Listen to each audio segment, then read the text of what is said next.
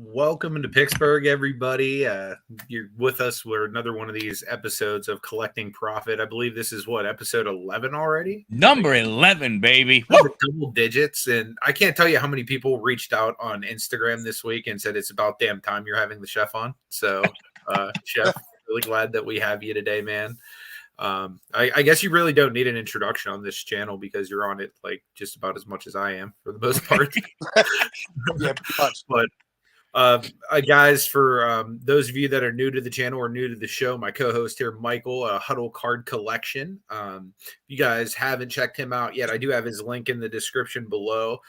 We do alternate this show, so next week, if you want to watch it, you need to go over and watch it on his channel. So just make sure you follow him if you haven't already. Anything you want to share, Michael, before we turn it over to the guest? No, man, looking forward to this. I mean, meeting Marty in person was one thing. Talking with him about sports cards is awesome. Guys, you guys are gonna learn a lot and everything. Marty is he's an investor collector combo, and he does he just does a great job, man. He moves his stuff. He really, in my opinion, he's the epitome of the get it and get it to market quickly. Not like a lot of people who go, "Ooh, I have these cards. Someday I'm going to list them." So he's, really good from that type of thing. The only thing I want to say from, say is that, I just get in from Canada. So if I say A every now and again, I'm sorry.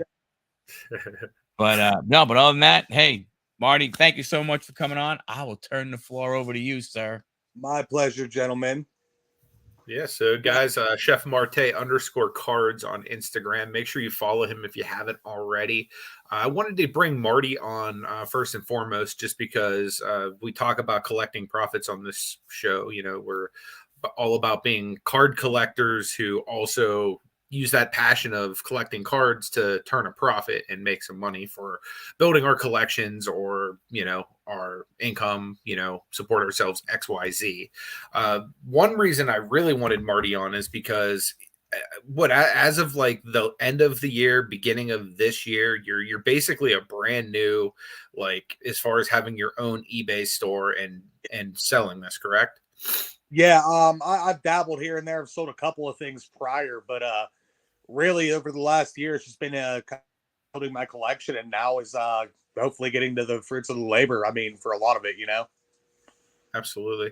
The thing that's been super impressive, like knowing this backstory that he's a newer seller on eBay as far as having his own store, not a new seller as far as selling cards, because he's flipped cards for years via either shows or consigning via my eBay store or whatnot. But as far as doing it himself, he's reasonably new.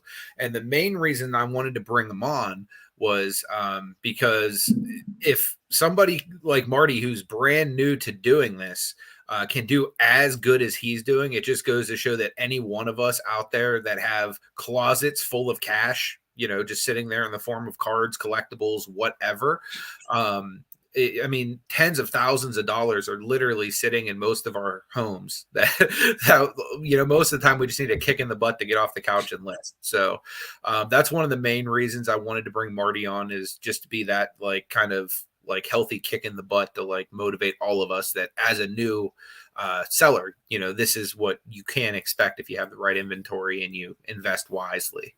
I do want to say a quick what's up to Firestarter Breaks. I appreciate you being here. Sports Card and Memorabilia, appreciate you being here as well. Or excuse me, Sport Memorabilia.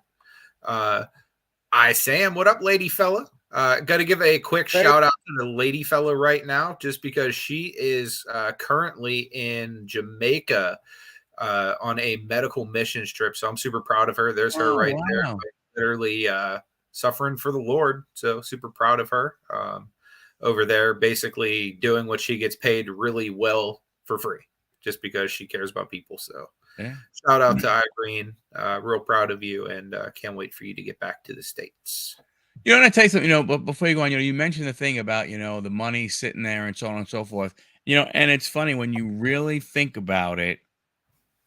Sports cards are, without a shadow of a doubt, one of the easiest things to list and ship on eBay. Yeah. I mean, Yeah. it's literally, for the most part, unless you're doing super high end raw, right, where you're selling it and you think somebody's going to get a grade, maybe take some pictures of the corners. But even still, that's what are you talking about? Maybe 6 pitches, 8 pitches Yeah. maximum. Most times it's 2 front and back and list, boom. And so, I mean, take advantage of it. Go ahead and, jump in. Yeah, absolutely. And it's especially like if you're somebody that has any form of like disability or anything like that that holds you back from like doing like other types of things. Like, for example, like back whenever I was doing this really heavy for a living, I was doing a lot of storage unit stuff and like that was just crippling on my back. This is the type of stuff where I can literally lay in bed, watch a Marvel movie, and crank out 100 listings in a day if I want to.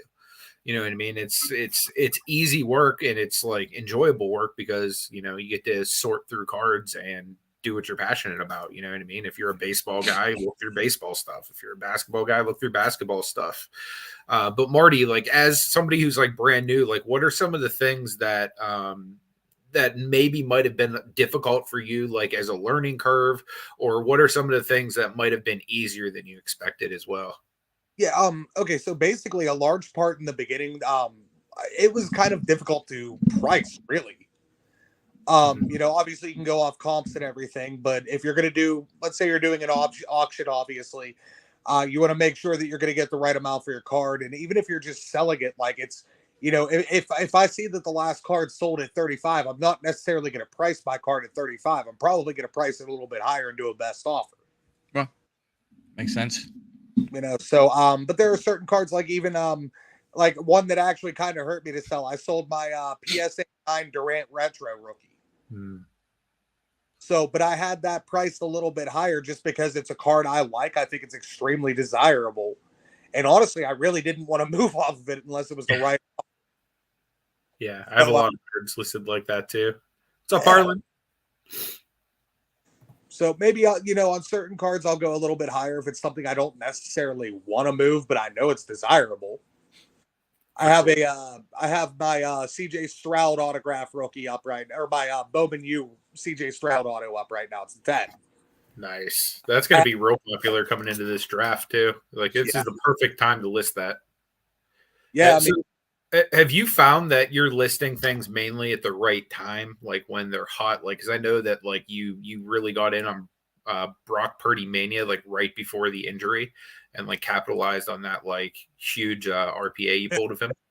yeah, that was awesome. Actually, pretty early in the year. Actually, this was right whenever the Bailey Zappi or mania was dying down. I ripped a couple boxes of Panini Black, Mm-hmm. and in one of them I pulled the Bailey Zappi, and it was like a patch auto out of 10. Like I looked it up a couple weeks beforehand, it sold for like $2,000. Now I couldn't even get 300 for it. Mm. But you know, who knows what could happen? All it takes is one Mac Jones injury and this guy to go off for that card to get its value back. He's already proven he can play in the league. Very true. But at the same time I pulled that, I did pull a Brock Purdy auto out of like 35 or something like that. It was one of those at the time. It's like, oh, well, this is probably worth nothing. Okay, top load it up, put it in Yeah. a box, see if, either something happens or whatever I want to list. If I'm, not listing a higher end thing, it's like I have that available. But right before, I think it was I think it was the second playoff week. Does that sound about right? Yeah. But Yeah. I listened First the or second. Right in getting that right. for it. So that was kind of nice. Yeah. I mean, literally right before the injury. It's Yeah. like you couldn't have planned it any better. It was like you did it just like soon enough before the injury that it would look super fishy if they like if they returned it because of that. But yeah, I mean, timing is everything.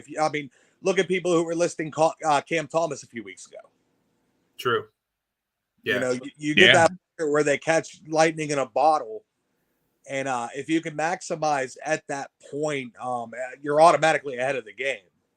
are So you typically holding guys like your Cam Thomases or like your Brock Purdy's? Like, for example, like I know some people might just be like, oh, well, this is a rookie. I'm going to just list it, whether it's like $1 or it's $20. Like, so if it's like a cheap, like dollar rookie, like for example, like Hatchamore up until recently when he signed with the Lakers. You know what I mean? Like, are you stashing those rookies till later, or are you just like trying to liquidate those too?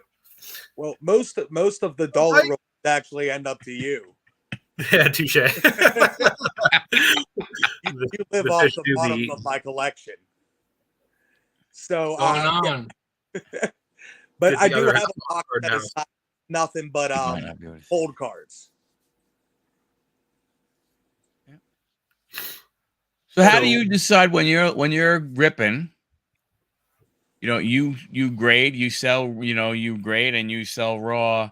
Are you looking at the player, or is it strictly more of the value of what said player could bring, raw versus graded?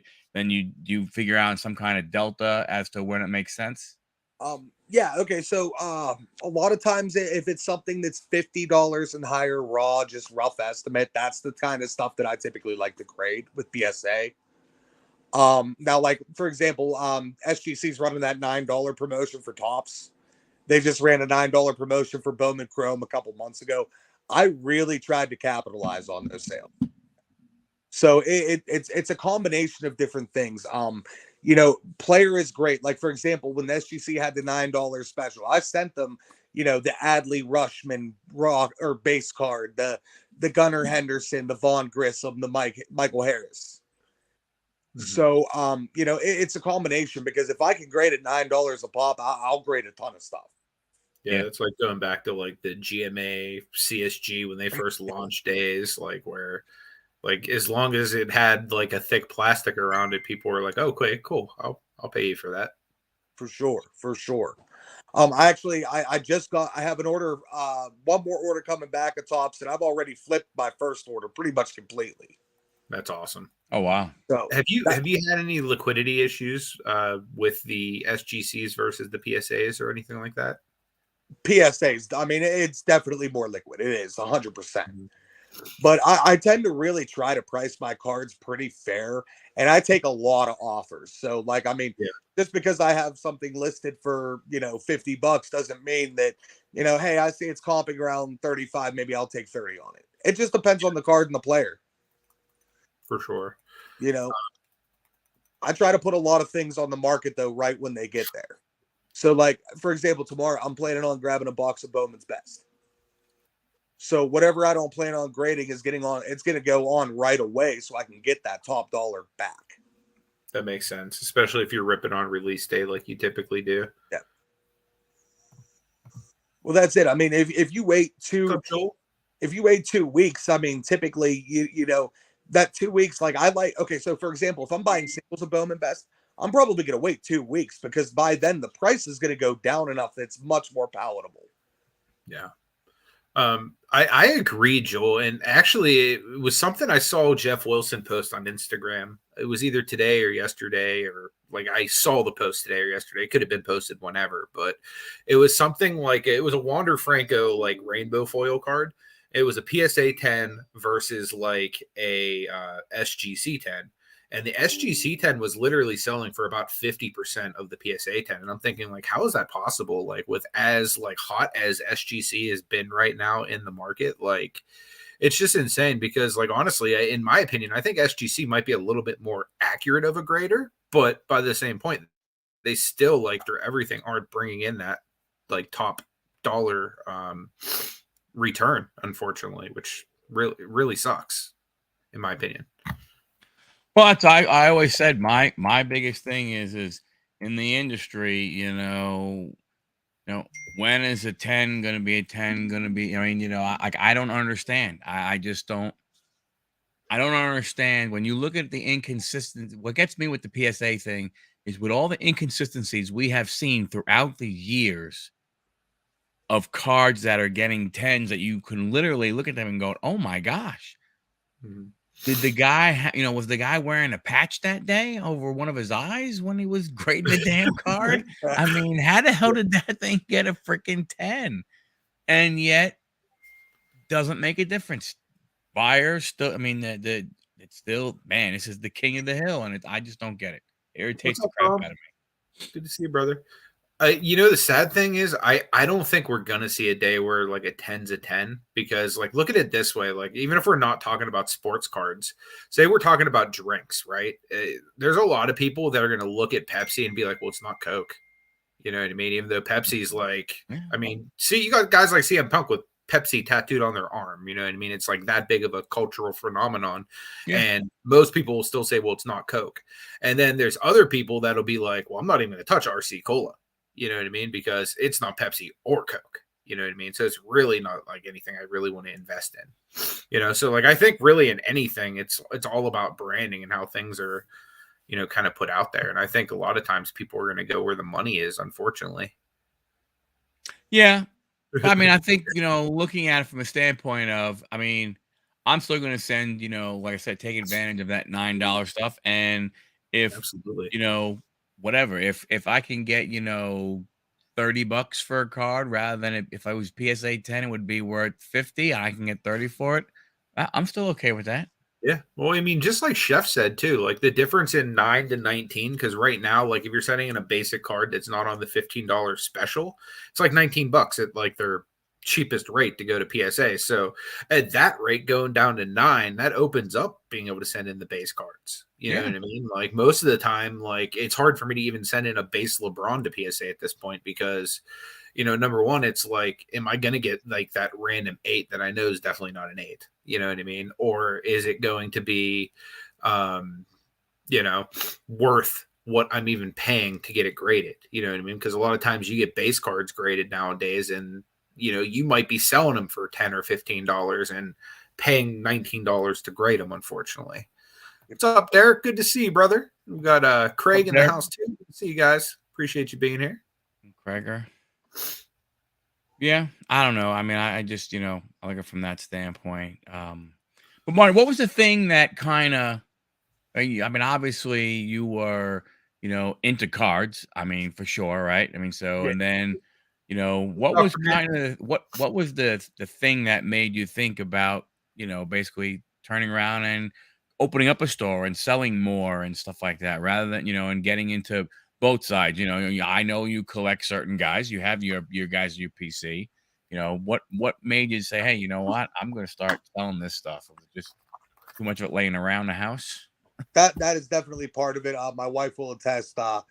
My room, I have my office in my bedroom, and there's just 2 row after 2 row after 2 row after 2 row. Like it's definitely overwhelming. A large part of it is, I tend to rip a lot. No. I watch Anthony's videos. There'll be a video of you guys in the LCS tomorrow. More than likely. I gotta be real. I'm really fighting the urge to rip, honestly, because right now I really want to see, like, I basically have a rough idea when I rip a box around like what I'm gonna make or lose per box.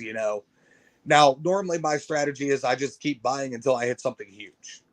It's worked out well for me, but again, it really comes down to, I got to get some return on all these boxes at some point, right? So that's kind of a big part of it, why I really wanted to sell. But honestly, more so than anything is, I don't know. I love the prospecting aspect, but to me, it's just like, I like the idea of knowing that, okay, so like a couple years ago, when everyone was buying Justin Herbert's, I was going the other way. I was buying every Burrow I possibly could. You can ask Anthony on that one. That was my guy. Yep. And the next year, whenever Mac Jones Mania was hot, I was trying to buy up every Trevor Lawrence card I could buy. I kind of like that aspect of it. It's actually pretty fun to me to kind of gamble against the market and see if instead of buying at peak, I can buy when they're a little bit lower, move them and put it towards something else I really want. Right. It's just fun for me, honestly. That's the biggest thing. Like I love being able to buy. I love being able to sell. I even love being able to trade. I don't do trade nearly as much as I want to, but I had a lot of fun doing that at the show this weekend that we were at. Yeah, dude, you were killing the game at trading. Yeah, I definitely came out with some cards that I was very, very happy with. I've been searching down a Caleb Williams auto out of Bowman U, and I finally got one at the show. So, excellent. Figures Derek likes Burrow. He's a Cincinnati Bengals fan. I can't hate on Burrow or Chase though, man. Like I just hate that they're in the Steelers division because like literally they're going to be beating on us for like decade. Unfortunately, they're just And like now, that type of players that like they're like the type of players that you don't stop. You just like kind of like hope that you limit them enough to where they don't crush you. come on, man. So You know Cincinnati's not paying both of them. I don't know. I mean, I would. Those would be the first 2 players that they ever paid in their freaking history of the franchise. I guess the bigger question is both those guys want to stay in Cincinnati. Burrow does. So he was dropped on his head? Maybe by TJ Watt. Hey, Zach. So here's a good question. Craig's asking, Marty, is it worth grading the 2023 Top Series 1 Rushman and Harris base cards? With the CSG special, yeah, I'd say so. Big thing, though, just make sure you're looking at them. I noticed a couple of the rookies that I didn't send in because of centering issues. Okay. But the big thing is just, if you're looking at the card, you're not seeing any errors. If you get between a 9.5 and a 10, it's probably worth your time. You got to figure, I mean, a 9.5, you got to imagine you're going to get, like, let's say it's a Rushman. You're probably still going to get $20 for that card. So you're turning what's essentially going for $3 raw into at least a $9 profit. It's better than not doing it. Yeah. I mean, honestly, it makes it more liquid too. Yeah. You know what I mean? Because like I was saying earlier, like as long as that piece of plastic is around the card, people want it more for some reason. Yeah, and to be real, there's levels to this, man. Like I have, so for example, with the Topps 2023, I pulled a Randy Johnson silver pack auto out of 15, right? Mm-hmm. That's not going to SGC. That's going to PSA. I'd rather invest the $10 more into a PSA grade for that specific card. But that's the key. You just kind of have to find a system that works for you. These SGC specials are wonderful. I hope they run them for every single big Topps release of the year. That would be huge. Yeah. Like I'm hoping for next Bowman release, they do a $9 special. And then Bowman Chrome again, they do a $9 special. Series 2, update, all of it. Do you think that there's any special relationship between Fanatics and SGC? Do you think that's why they're doing these Topps and Bowman specials as opposed to like Panini or any other company? Imagine, dude, it's follow the money. I mean, I don't see why SGC would take a $6 a slab, or what are they at $18 a slab? I want to say. What's that, SGC? Yeah, their bulk rate is $18 a slab, right? If you send in 50 or more, isn't that right? I think so. Yeah. So yeah, it's like literally half the price. Plus. So why would they do that unless they're receiving some form of additional compensation? Yeah, that definitely makes sense. I don't know how it works. I'm not behind the scenes. This is just, what I would personally assume from what I'm observing. Yeah, for sure. I was kind of thinking that there was probably something going on, whether or not there was like some kind of merger, or maybe it's just good for business. You know what I mean? Because obviously look at how many Topps and Bowman's cards, like just you personally have sent just because of the special. Dude, go ahead, Mike. Okay, it does make you wonder, because why not almost anything at $9 then? Right? So you to your point, I mean, there's got to be something else going on. It can't just be, unless the thought process is, hey, that's the hook to get you to throw in, a bunch of those other cards that are not, 2023 Series 1. Mm-hmm. Hasn't happened for me yet. No, I know. I know, but I'm saying that's one thing I can think of, right? Yeah. Unless they want those specific cards in their slabs, like maybe PSA just dominates the baseball space, which I don't think that's the case. Like there has to be a reason they're willing to give up 50% of their profit. Yeah. And the other thing with SGC too is their turnaround times are insane right now. It's so good.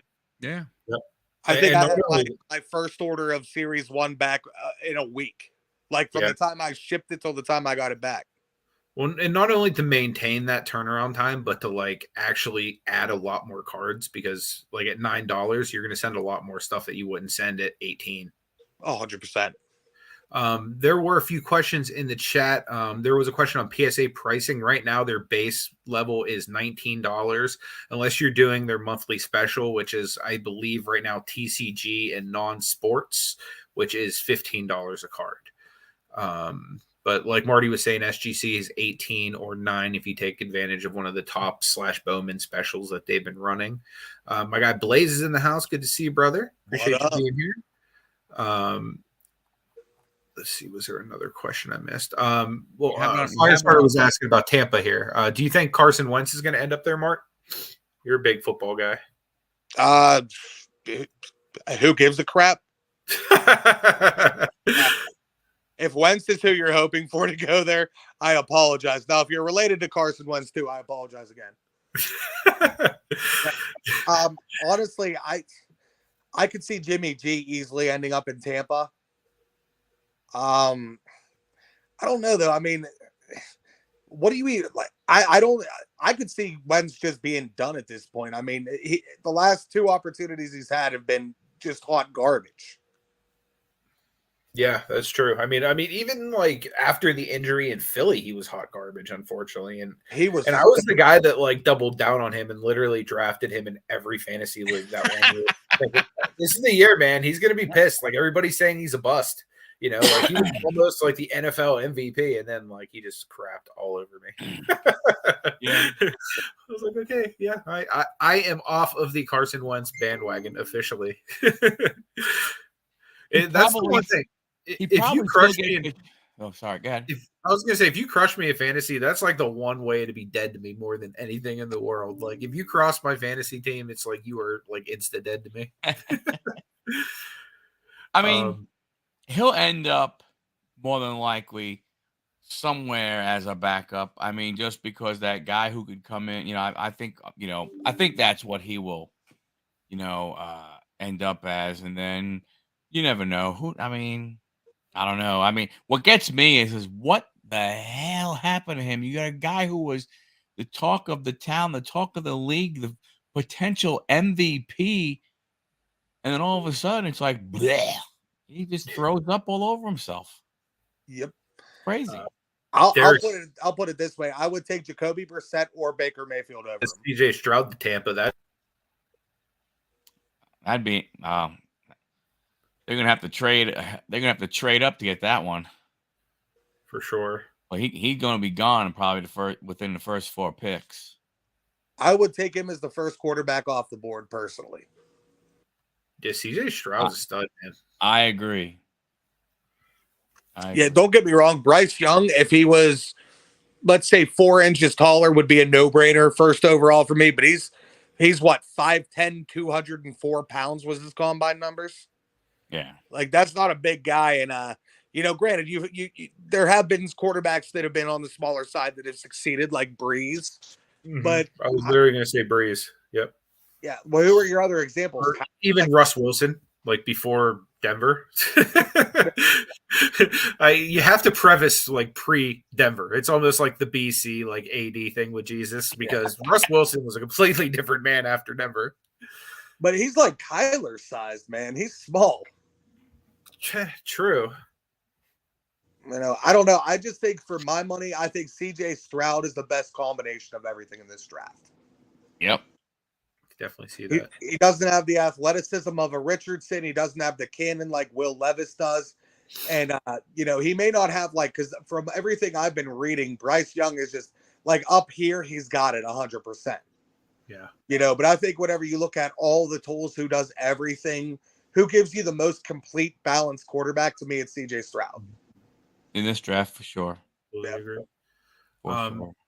Dom was asking a question about SGC. Do we think they'll ever get to a higher level?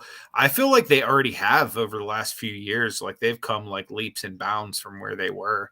In my opinion, like I think they're number 2 over Beckett, like right now. Like, I mean, would either of you two send a card to Beckett over SGC at this point?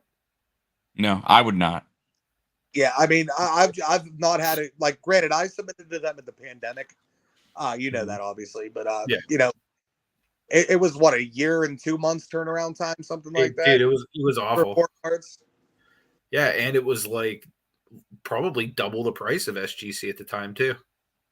Yeah. I mean, it didn't leave the best taste in my mouth. I will say they probably have the best slab to me, just because of like the UV tech that they use in it. Even the label, I like the I look of love the their slab. Yeah, label. it's clean.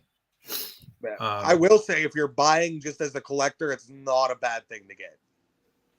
That's awesome, Harlan. He said his friend's kid, I'm guessing it's Kari Blazing Game. How you That is pronounce an it? On the awesome 2-year extension. Yeah, that is pretty cool. That is an awesome name. Yeah, you're right. How's your game? Oh, it's Blazing Game, man. Yeah. That is some Blazing Game. That's probably why he got re-signed. That's awesome.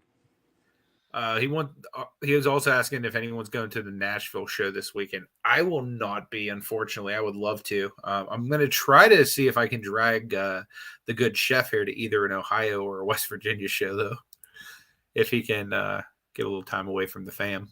It's possible. Well, I'm spending my next couple of weeks preparing for the Picksburgh show. We got a banger coming up. Oh yeah. Yeah, I mean, honestly, I'm basically just looking to source until the Pittsburgh show. And I think even at the Pittsburgh show, I'm probably going to do a good bit of sourcing, which I'm glad you brought up the Pittsburgh show, because there's been some changes that I wanted everybody to know about. They actually outgrew their facility that they were going to be at. They're at like over 160 tables right now. Hey, bring that comment down. There you go. They're over at 160 tables right now. Wow. And they were over capacity at the facility. So they actually moved to another facility in Washington, PA. It's still like only 7 miles from the last place.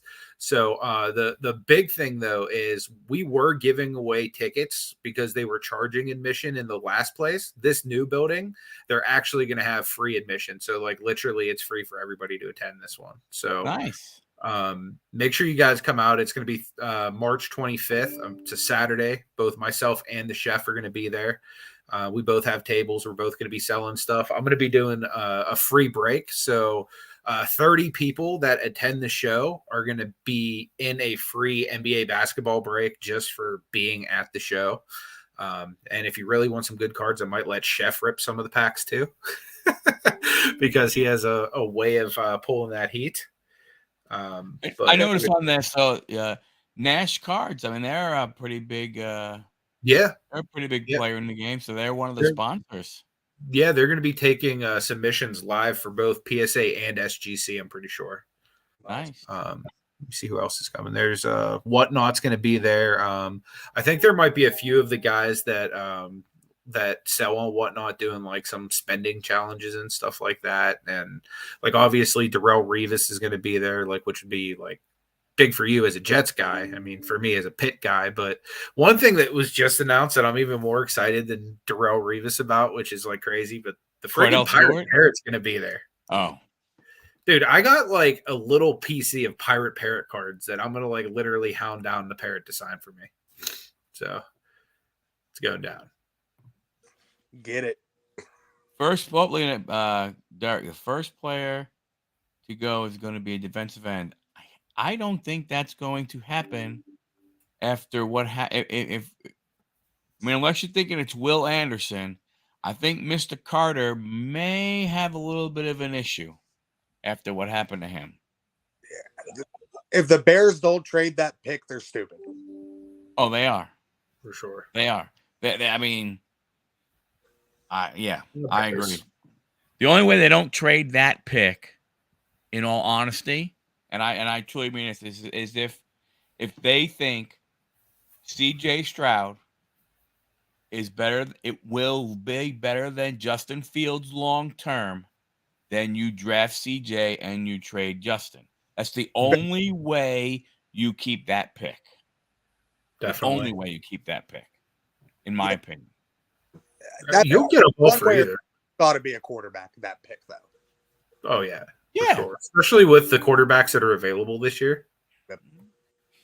It's like not like last year where you got like Pickett at like the end of the first round. It's like now you got some heavy hitters in the top of this draft. I think it's going to be interesting if one of these teams that has an early pick ends up doing a deal for Lamar Jackson. His franchise tag was non-exclusive.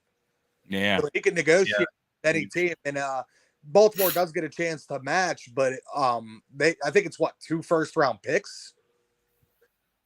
I think your Jets should be the team to do it personally. Yeah. I don't know what they're doing. I thought they were going to go after Carr, but then I tell you, when you look at Carr's numbers, though, they're not as good overall as you think they are. When you look at the complete body of work, I mean, so I don't know. My opinion is this, and I don't know whether it's true or not.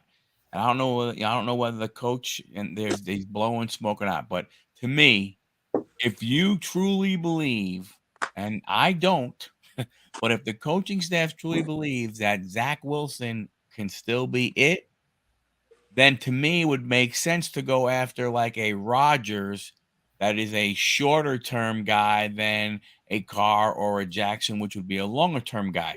Now, if you think, hey, no way, Wilson, nope, no, then you don't go after Rodgers. You go after a younger quarterback. That's the way I look at it. I can see it. Definitely. From that standpoint. I mean, I don't think Zach Wilson showed enough to really, dissuade me from taking someone I would think is, if I can get MVP level Lamar Jackson. To me, I look at the Jets as a team that's just a couple of pieces away, though. Oh, yeah. I think they need to work on that offensive line, and they need a quarterback. Yep. Yeah. So, I mean to me, I think it's a no-brainer. Lamar be a big piece of that puzzle, man. Especially getting him out of the AFC North would be a big blessing. So Derek is saying, is there any Philly shows in August? Philly actually has a really, really good show I've been wanting to get to. I'm not sure if it's in August or not. I'll have to look it up for you. But Philly's like one of like the 4 like East Coast shows I've been wanting to hit. Got to try to drag the chef to a few more shows, but Philly is going to be big. Have you guys heard anything about this Hofstra show? It's supposed to be like the New York City National.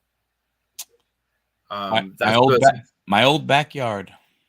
Yeah, I'm thinking about trying to hit one of those this year as well. So the only thing bad about Hofstra is it will cost you some good coin for a hotel. I'm sure it's New York, so yeah, makes sense.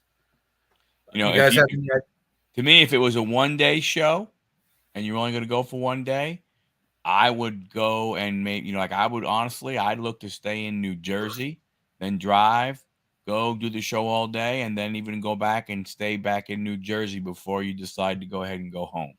If you're going to go, because,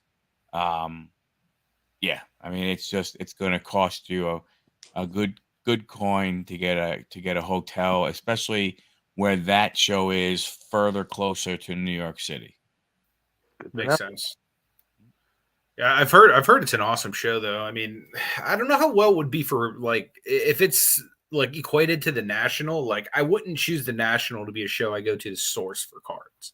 You know what I mean? And with me using a lot of these shows now to source for cards, that's what was wonderful about going to this West Virginia show we went to last week. Is it was like literally guys just looking to make deals. You know what I mean? They have like optic rookies of Cade Cunningham for $1, and I got a Mahomes rookie out of $1 box. Granted, it was like a Leaf rookie, but it friggin' Patrick Mahomes like rookie card just in $1 box like the other day. You know what I mean? Like, I really enjoy those type of shows, like the Dallas type of shows that are just like out there like looking to make deals, as opposed to like some of the nationals we've been to where it's like more of a museum where guys aren't looking to come off of kind of where they picked up cards at. Well, I think the other thing you have also is to think about it. You go to some of these other shows, the dollar bin, the low cost bins, they're fewer people going, right? So there's not as many eyes on them. You go to a national and you get 100,000 people going in. That's a lot more eyes in $1 box. Yeah. From that standpoint. But I don't know. I really would like to get to a Dallas show.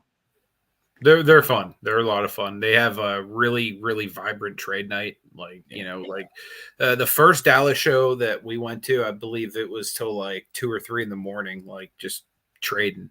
Just guys sitting there with stacks of slabs in front of them and just action. Yeah. So definitely a good time. So Marty, we got a question. Let's answer this question. Then I got a question for Marty. So who do I think the Falcons are going to pick? I don't know. More than likely, it'll probably It wouldn't surprise me if it's the guy from Georgia. I mean, Georgia's going to have a number of first round picks go anyway. I'm not sure. Depending on where they are, if Richardson is available, do they give a shot at him? But they pick Desmond Ridder. I don't know. I think some of those things, what some of them are right now, you don't have to be locked into a quarterback if you just drafted him in the first round last year, or especially even if you didn't draft him in the first round. You don't have to be what do you call it? You don't have to be married to that guy, that quarterback anymore. You just don't have to. Yeah. Yeah, I mean, I could see Richardson going there, but to me, Richardson's more of a project. Like, I think the perfect landing spot for him would be Seattle, where Geno Smith just re-signed into a very front-loaded deal. You give him a year or two to sit behind Geno, I think you're looking at a very damn good situation right there. Yeah. I've been seeing a lot of edge, like Tyree Wilson from I think it's A&M. I think I could see a defensive player. Definitely someone to pressure the quarterback. That would be my assumption. Yeah. Yeah. Oh, and who's the other edge? Is it the guy from Clemson? Is that Murphy? I'm honestly not sure. I don't pay attention close enough to the draft. I think so, but I'm not 100% sure either. Basically, though, they want to get pressure after the quarterback. I think if they don't get a quarterback, it's going to be an edge. I think Will Levis would be a great fit there. You have weapons there. You have a tight end that can take the top off of defense. You have Drake London. Maybe you add a speed guy in a mid-round or something. Is it this year that they have Jacksonville second in the Calvin Ridley trade, or is that next year? I don't know. That I don't know. That I'm not sure. I tell you, it's going to sound stupid, but depending on what coaches think, the one that's going to be, you don't know what's going to happen to now is Carter from Georgia, right? Who is considered the number one guy, and he just got charged today. And from what I've read, it's only misdemeanors they're charging him with. So I don't know. I mean, that guy is so dominant that I don't think he goes very far. I could see him going to Arizona at 3 or in that general range. I don't think he falls out of the top 10. I don't think he's going to fall out of the top 5. I agree. I just don't see it and everything, but I think it's one of those things where, like, if you were thinking him or Anderson out of Alabama, I think that sways you. If they're both of those guys are there, I think that sways you a little bit to Anderson, just because, again, of being charged with the crime, whether it's misdemeanor or not. It's one of those things. We've seen how that has affected guys, throughout the years and everything. So I don't know. It was. Don't be stupid, kids. It's like Ja Morant. I was literally going to say, just like Ja, it's like literally going around right now. It's like, man, and really, it's like you think about all the money that a lot of people have invested in these guys. Like Ja Morant, like I probably have one of the biggest cards in my collection of Ja Morant. You know what I mean? And then I think of like the people who were like, oh, let me go out and get 101s of who's the kid that the Raiders drafted that like got in that car accident and like Henry Ruggs. Yeah, like imagine going on and get a 101 of that guy or whoever that literally just goes off the deep end and boom, there goes his career and basically your money for buying his card.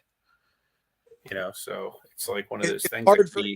You know what though? I look at how reckless I was in my early 20s, and I didn't have millions of dollars, That is Like, true. so would that have amplified it and made me more dumb, or would it have made me calm down a little bit? I don't know. I don't know, man. It's hard to say. I mean, I just hope that these are a lot of younger people who have a lot of time in their lives ahead of them, man. I just hope that they use what they're going through as a lesson. Oh yeah, because I think it's going to be a lesson for Ja. I've actually like seen a lot of people talking crap on him on like social media with like the whole you ever see 8 Mile, like where Eminem cuts up on the dude at the end, like because he like actually comes from like a nice upbringing and he acts hood. So like from what I understand, Real like nice. John Grant, like yeah, he comes from like a really nice family and everything like that. So like if that actually is the case, you know what I mean? He does come from good stock and he actually does have a good head on his shoulders. Like something like this that really like humbles him, like should be enough to like theoretically get him back on the right track. And for the sake of my Prismato, I'm kind of hoping that is what happens. well, I think obviously for the sake of this kid's life too, but like, yeah. Well, damn it, I care about my Prismato too. Yeah. But I think some of them just think, hey, I've made it. I have nothing, I am it, look at everybody that, that worships me, that believes this. And look what Nike just did with me. They dropped Kyrie and made me their guy, that type of thing and everything. And, then you do something stupid. Yep. He's just having a blast, that's all. One thing that really kind of ticked me off about this whole thing is I have a Ja Morant autograph, right? It is a redemption, and it has been redeemed since I believe this will be my 2-year anniversary with Panini's coming up in May. Golly. Or no, April. Okay, so within that 2-year period, this guy's value, I mean, look at this one incident. It could have absolutely tanked the value of that card. Like, how is that acceptable? When we spent multiple hundreds, if not thousands of dollars on these boxes. Yeah, it's crazy. And I know I've seen Ja stickers on new products. You can't tell me that's the problem. Yeah. I wonder what the issue is with some of these past dated things they haven't put out there yet. I don't know. There's a question here from Harlan. He said he can get into the Nashville show 2 hours early. Do you think it's worth it? I think it's really dependent on the show. Like for me personally, I would pay to get in early if I wanted to be the first in like bargain boxes or the first to like get to some of the deals, because like there is value in that, because a lot of times the vendors will even walk around like early on as people are setting up to try to get some deals, and you'll see them actually flipping stuff that they bought that morning at their booth. So like there's definitely opportunity to get in there and get some things that you might miss out on if other people were in there first. But for the most part, outside of that, I mean, unless it's like a huge show, it's probably not worth like paying the extra money for the extra access, in my opinion. I mean, what do you think, Mart? Because like I've done just as well of like going to a 2-day show on like the second day. You know what I mean? If I wasn't able to make it and still was able to pull enough out of boxes to like kind of make it worth my while. Obviously, like the Patrick Mahomeses of the world, like I found on Saturday, like probably wouldn't be there on the second day, but I don't know. I mean, I personally like the idea just based on what I'm typically looking for. I like getting there early. I mean, you see the 3-day shows in Pittsburgh. I try to be there Friday right at open. Yep. And I mean, it looks like he's saying though that it is worth it to get in early, so he must be picking up some deals. Oh yeah, well, definitely then, man, do it. And that's really the thing. Like if you know for a fact you can get in there and you can get to the good deals before anyone else, it's definitely worth it. Would you think the deals would come more from though bargain bin stuff rather than actual other cards? I'm just thinking myself here. I'm imagining myself, I'm a dealer, I get there, I set up, I put my cards out, and then guys come in, people come in 2 hours early. I mean, I guess, I don't know. My initial thought is, well, why would I want to make a deal right away that early before more of the crowd is in? But then I guess it's one of those things is if you got the fish on the line, might as well get it in the boat rather than keep playing with him and see if he jumps off. True. Yeah, and I don't know. is too though. If you're looking to get specific wax to be able to get into there early, Yeah, that's a good point. That's a really good I point. think the bargain boxes though, the $5 boxes, the $1 boxes, the $10 boxes, that's where you're really going to see the benefit because you're going to get in there and get the fresh stock out of those boxes. I do the same thing, Harlan. That's like my go-to. Like I'll typically walk around and try to get like a little bit of footage, but then after that, like literally Marty will come back like 5 times and I'm still in the same bargain box. Like, yep. Like I saw this guy Josh who does like a lot of like the Pittsburgh and West Virginia and Ohio shows the other day, and like the minute I like walked in the room and saw him there, I was like, yeah, I'm about to do some damage at your table. And like lo and behold, like crushed his bargain boxes. I made a nice trade with him. I was pretty excited about. Yeah, dude, tell us about some of the trades you made. Like any like notable stuff that you pulled off. Yeah, I did a 1-for-1 trade. I traded out of this year's Donruss. I hit the Gronkowski downtown. Yep. And I'm not really like if I grade typically like if I grade football, 99% of the time it's going to be quarterbacks. So I actually ended up trading for it was out of the Bowman Chrome Megas. They had a variation auto out of 25 of Oscar Colas. And the pricing was right around the same as the downtown. But to me, I know there's more than 25 downtowns. So I figured that, and I like Oscar Colas. I think he's an awesome prospect.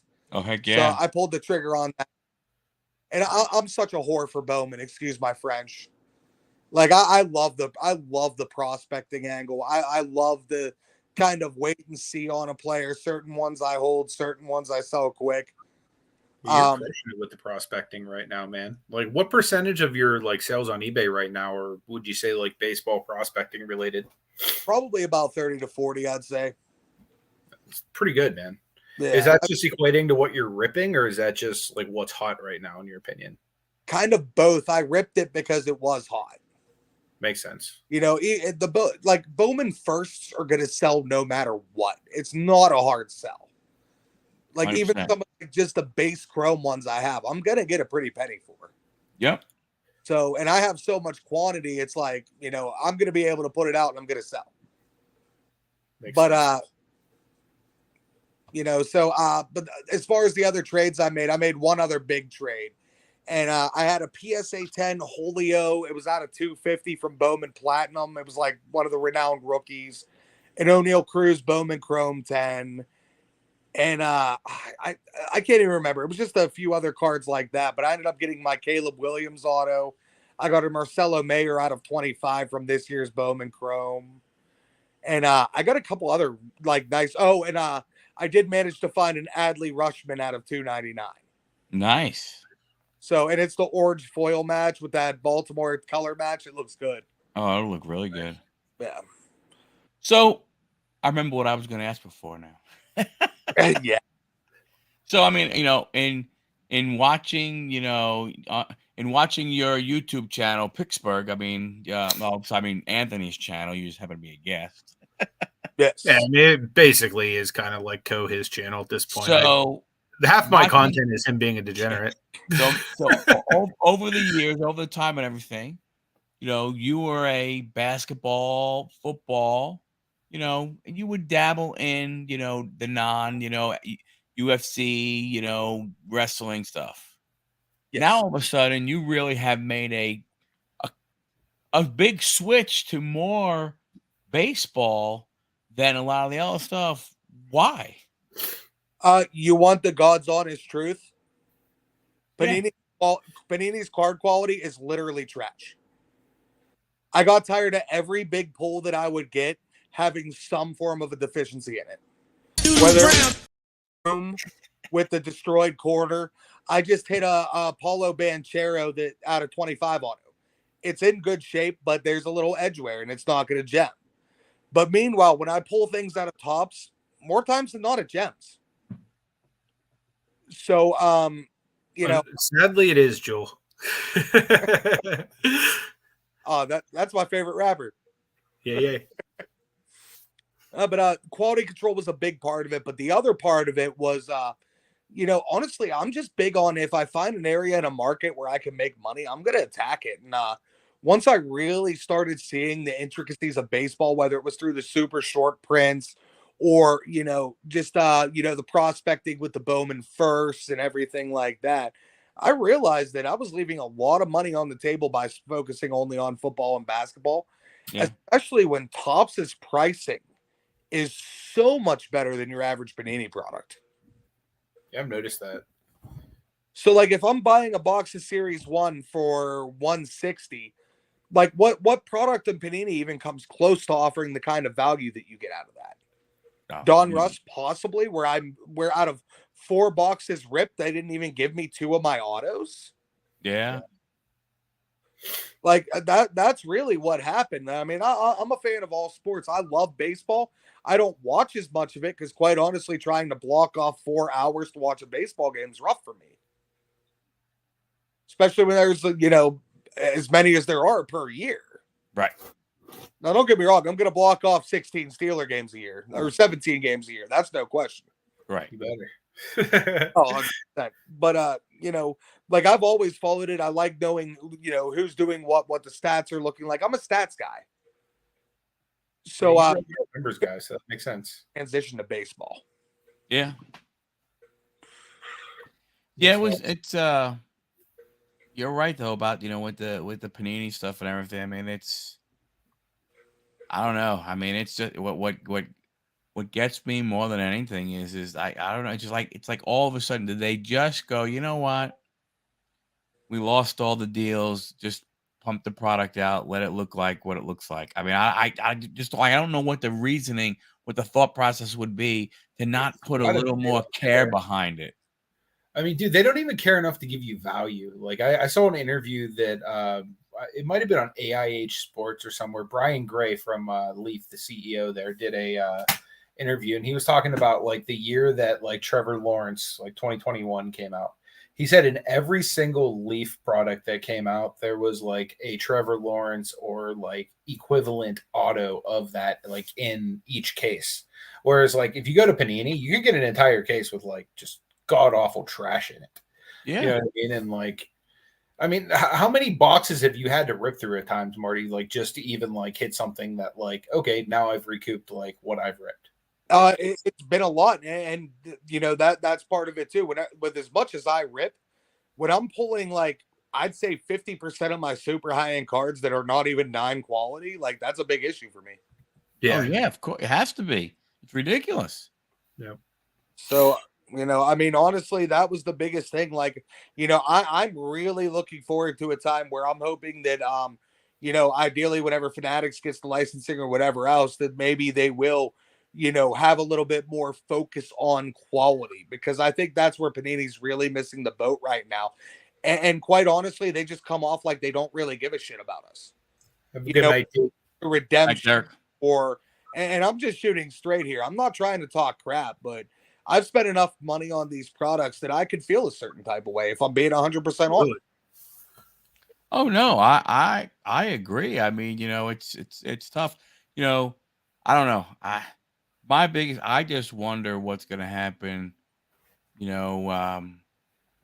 with Fanatics going ahead and getting everything. I don't know. Part of that worries me, as to I don't know. Do you have do you have the second coming of a junk wax type era?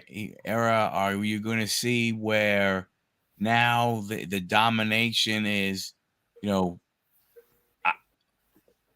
where are the hits, right? I mean, that's ultimately what it's going to boil down to. Where are the hits, And I think that they have the opportunity to put that really back to the atypical collector, which is not the person that's spending, gigantic money on, on boxes, buying a hobby box or a box of Spectra basketball for $2,000 and it's 4 packs of cards.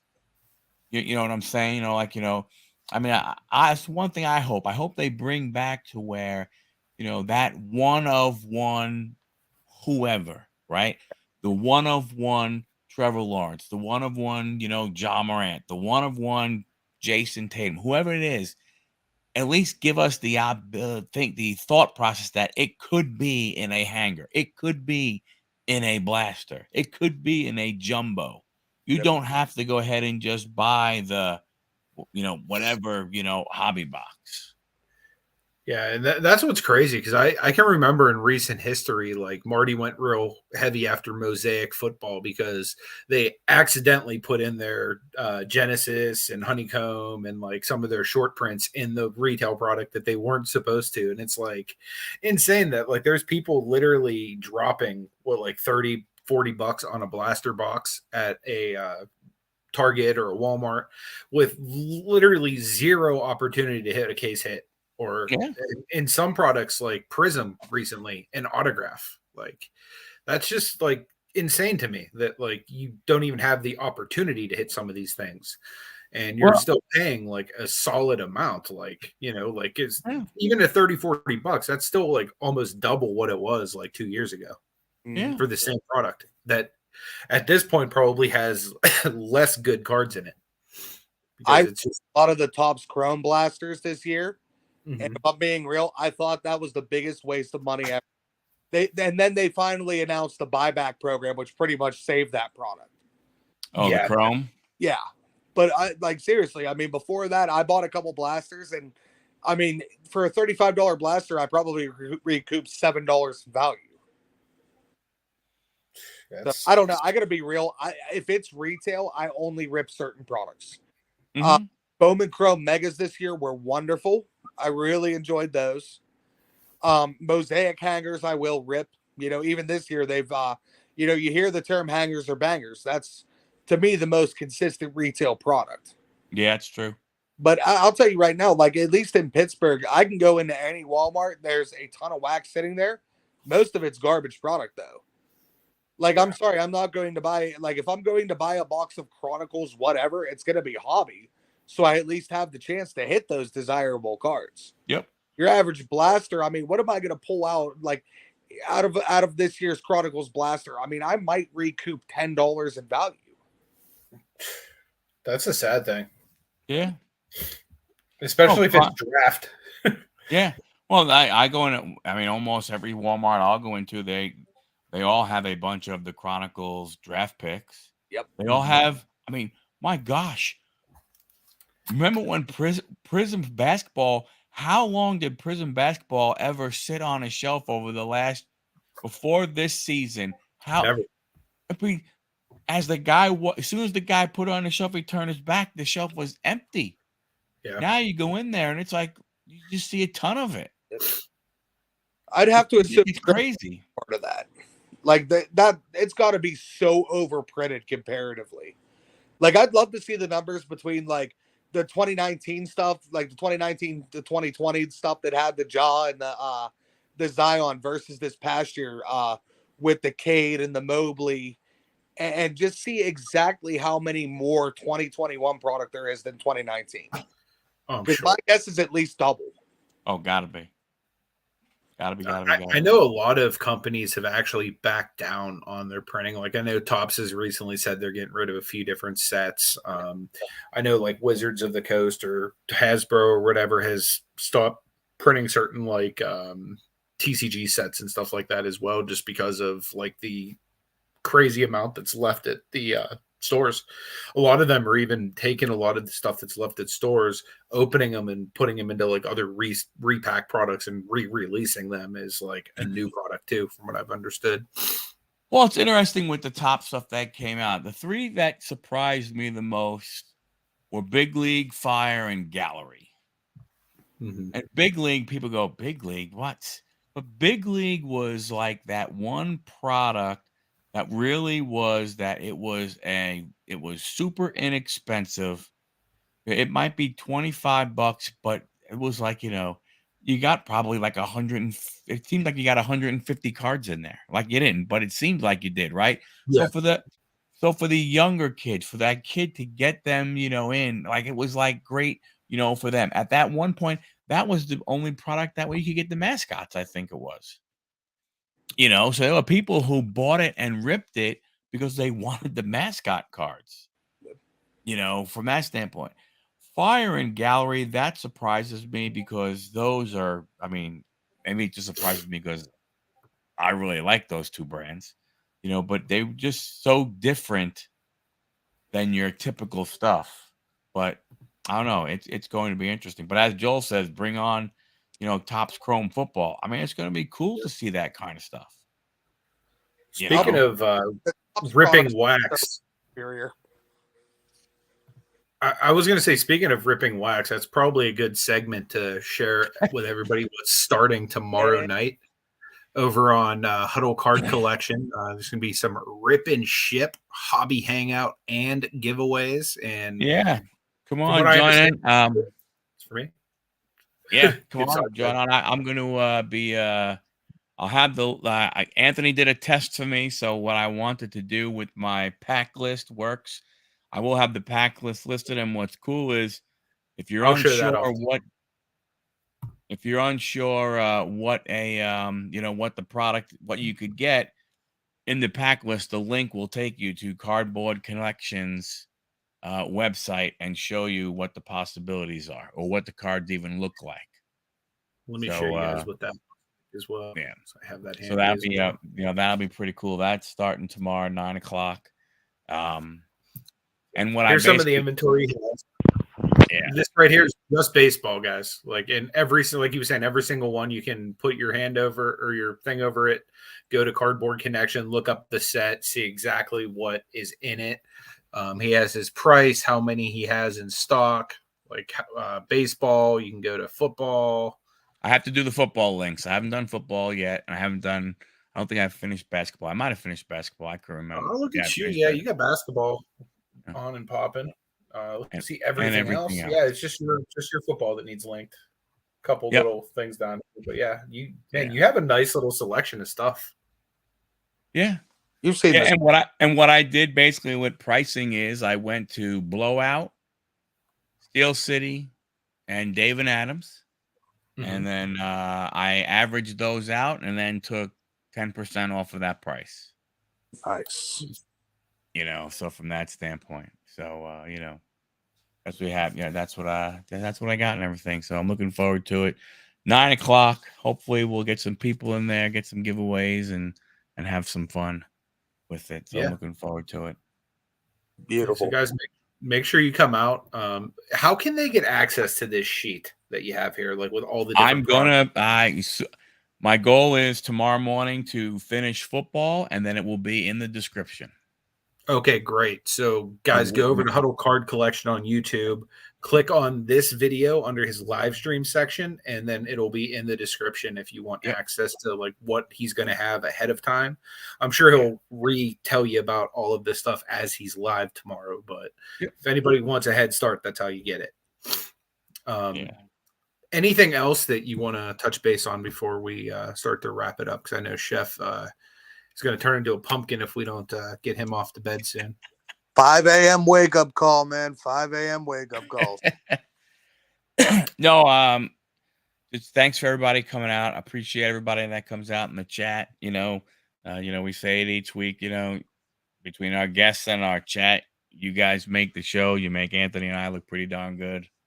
The flow is great. Marty, thank you for sharing. Your experience and everything with everybody, and hopefully it inspires some people to say, hey, you know what, just do it, man. Just get the first one, and then you get the bug, and you just keep rolling along.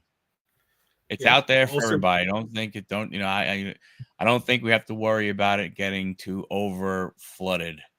And the only thing I would say is this: you know what, you have two options when you list cards on eBay. You either price them to sell or do you price them to keep. So, if you want them to sell, price them to sell. If you want to keep them, then don't waste your time taking pictures of them. Yep. Also, guys, I want to just share real quick. I just put a link in the chat for Marty's eBay store, and I just put it up on the screen too. So even if you're watching this on replay, if anybody's interested in checking out any of the cards he has for sale, his username is Marty Mill It's actually 240. I typed that in wrong. Let me put that in again real quick. It's ebay.com/USR Marty Mill 240. So there's some decent stuff on there right now, and I should be getting a few orders back in the next few weeks. I'm expecting by the end of the month to have close to an extra 100 slabs going up. So wow. yeah. Here's the accurate link here, guys. Like you said, there's going to be an extra 100 slabs being listed here very, very soon. A lot of the bangers you guys see on the channel get listed on his store. There's still a lot of good stuff in my store, which you can find linked down below. And if it's not already, I'll try to put Michael's store down below as well if you want to see the stuff he has listed. But also, if you guys could follow the three of us over on Instagram. And shortly, I mean, I don't know how close you are to wanting to do this, Mark, but we're actually going to be having a separate channel for Marty as well. So Woo! that's coming. So stay tuned. We'll be doing some collaborations with him and helping to build his personal following as well. So yeah, I'm looking to do it more from the way I invest. Like that's going to be a large part of what I do. It's not just going to be monstrous amounts of ripping. Because honestly, the more I keep thinking about it, we've been going to these card shows and I've been buying, a lot more singles, especially raw singles that I'm looking to grade and flip and do all that. And there's a lot, just I want to show off my thought process. I just kind of want to show, a little bit more of the why and literally walk people through how I'm making money doing this. Perfect. Yep. It's going to be really informative, guys. I've made a ton of money over the years just like listening to things that Marty has said. So I'm looking forward to some of this content coming out. Do you have any ideas for what you want to name the channel yet? I don't know. It's probably going to be something with my handle, Chef Marty. I might even do some Ask Me Anything while I'm actually making a meal, showing people how to do it, and I'll talk cards while I'm doing it. Nice.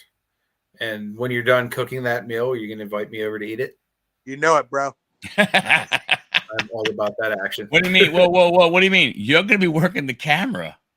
I got a wife, 3 kids, and an Anthony. He wants to eat. He can work the camera. That's it. You're the cameraman. Touche.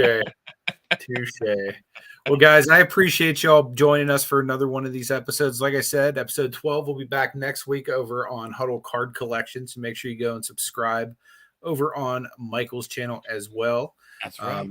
And again, we'd love to hear your feedback. So make sure you leave us some comments on this episode down below. Again, the Picksburgh show is now free, guys. They outgrew their venue. So they are moving from South Point to Washington, PA, which is only about 7 miles. So anybody that wants to go to that show or anybody that has already won tickets, it's now free for everybody to go. So big shout out to the guys over there at the Sports Card Showcase. But yeah, until next week, guys, hope you all have a wonderful week. Stay safe and God bless. Thanks.